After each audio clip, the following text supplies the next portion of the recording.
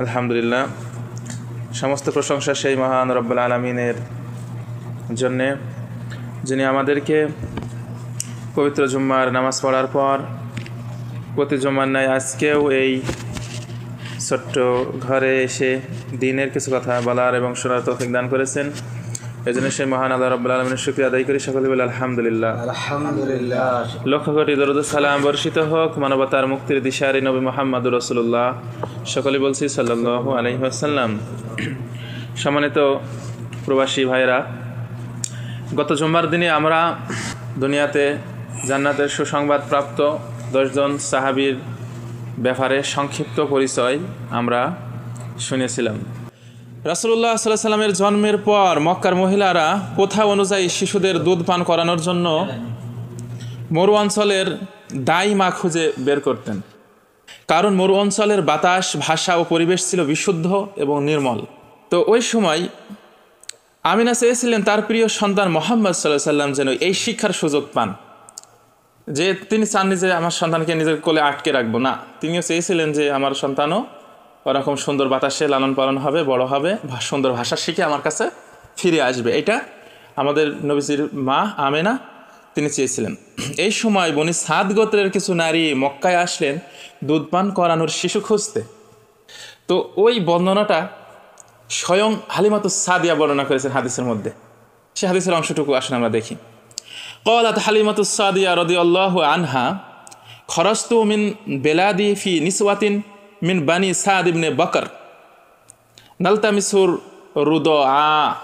মানে হালিমাতুস সাদিয়া বর্ণনা করেন যে আমরা বের হলাম কিছু মহিলাদের সাথে নিয়ে। তিনি একা নন, আরও অনেক মহিলারাও সাথে বের হয়েছেন। তারা কারা? তারা হচ্ছে বনু সাদ ইবনে বকর, ওই গোত্রের লোক, তারা সবাই ওই গোত্রের মানুষ। কি জন্য বের হয়েছেন? তারা বের হয়েছেন এই দুগ্ধ পান করা শিশুর সন্ধানে বের হয়েছেন। দুগ্ধ পান করা শিশু, কোথায় এই শিশুদের পাওয়া যাবে সেই খোঁজে। ওয়া মাই জাউজিল হারিস ইবনে আব্দুল উজ্জা, এবং তার সাথে ছিল তার স্বামী, যার নাম হচ্ছে হারিস ইবনে আব্দুল উজ্জা। এরপর ওয়া মানা দাবাতুন দাইফাতুন। দাইফ মানে কি? দাইফ মানে কি জানেন? দাইফ শব্দটা শোনেন নাই? আব্দুল ফেরেস এখানে রয়েছেন। দাইফ, দাইফ দুর্বল, তাবান, তাবান বলে না, দাইফ ওই একই শব্দ, ঠিক আছে, সমর্থক শব্দ। তো দাবাতুন মানে কি? গাধা। মানে তাদের সাথে ছিল একটা খুবই দুর্বল একটা গাধা, যে গাধা কোনো রকমে আস্তে আস্তে চলাফেরা করছে, তাদের নিয়ে আসতেছে আর কি। লা তাকাদু তাসিরুন, যা ঠিকমতো হাঁটতেও পারতো না। ওয়ামা বাকিয়া ফি সদরি লাবানুন, এবং আমার বুকে দুধও ছিল না। কে বলতেছেন? হালিমাতুস সাদিয়া রাদিয়াল্লাহু আনহা। হাদিসের মধ্যে তিনি এই বর্ণনা দিচ্ছেন, আল্লাহ তার প্রতি রহম করো। তা দেখেন কি দুরবস্থা, তার বুকে দুধ নাই, কোলে সন্তান, যে গাধাটা নিয়ে বের হয়েছেন, করুণ অবস্থা, গাধারা হাঁটতেও পারে না। আর কি দেশ, কি মরুভূমি দেখছেন তো, তো এর ভিতরে হাঁটা চলা কত কষ্ট। তো ওই কষ্টের দিন তাদের যাচ্ছে।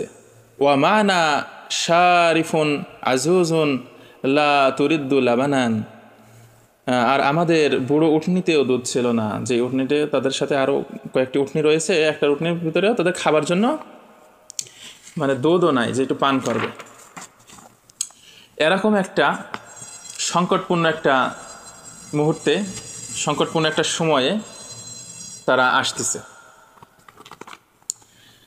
তো এইভাবে কষ্ট দুঃখের ভিতরে তাদের দিন যাচ্ছিল। তো এরপরে তারা এই অবস্থায় দুঃখ কষ্টের সাথে মক্কায় পৌঁছে গেছে। তারপরে মক্কায় আসার পরে তাদের কি হয়েছিল দেখুন।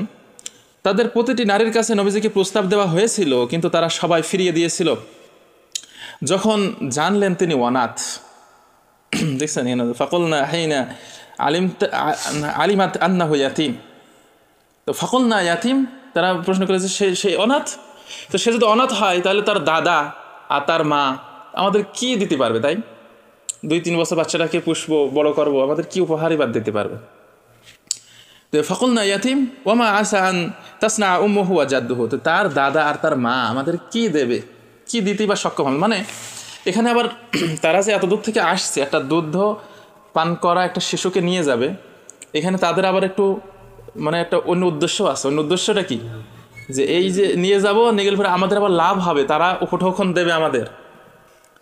তো যখন মহিলারা শুনছে যে এই বাড়িতে একটা সন্তান আছে যার বাবা নাই, সে অনাথ এতিম, তো এই কথা শোনার পর কেউ আগ্রহ দেখাচ্ছে না, কেউ নেবে বলে মানে আগিয়ে আসতেছে না, এরকম একটা পরিস্থিতি ওখানে তারা দেখতে পায়।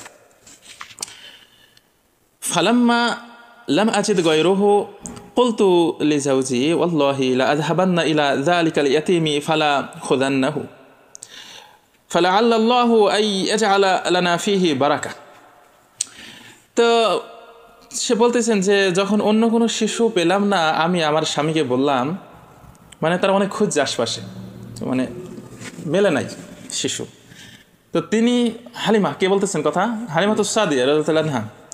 তো তিনি বলতেছেন যে আমি আমার স্বামীকে বললাম যে ওয়াল্লাহি লা আযহাবান্না ইলা যালিকাল ইয়াতীম, যে আমি এই অনাথ শিশুটিকেই নেব, তাকে না নিয়ে আর যাবো না, মন চাচ্ছে না যে খালি হাতে যায়, হতে পারে আল্লাহ আমাদের জীবনে তার মাধ্যমে বরকত দান করবেন, বুঝছেন? তো তার স্বামী এই কথা শুনে বললেন তো যাও যাও, তাকে নিয়ে আসো, ইনশাল্লাহ বরকত হবে।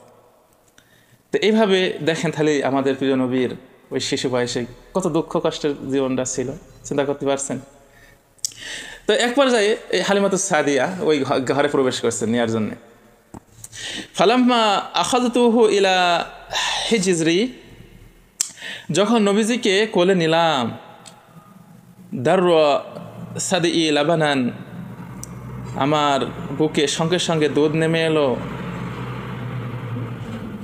ফাশারিবা হাত্তা শাবিয়া, এবং নবীজি দুধ পান করলেন যতক্ষণ না তৃপ্ত হন, তৃপ্ত সহকারে তিনি ওই বুকের দুধ পান করলেন।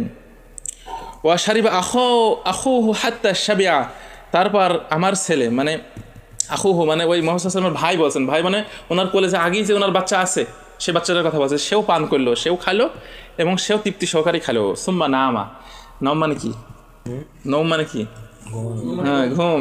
তো অতঃপর যখন পেট ভরে খাবার খেতে পারলো, দুধ পান করলো, তো দুজনে ঘুমায় পড়লো।